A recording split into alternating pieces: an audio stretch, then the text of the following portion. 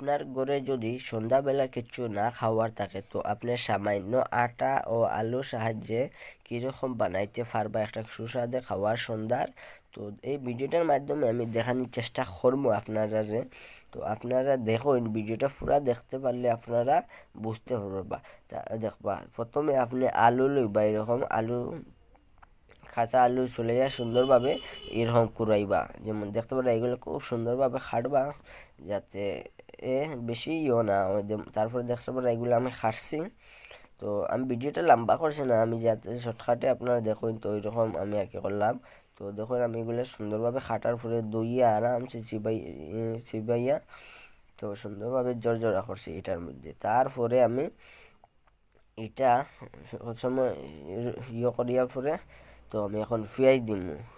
তো দেখতে পারো এটা আপনার অনুযায়ী আপনি পেঁয়াজ, মরিচ, তারপরে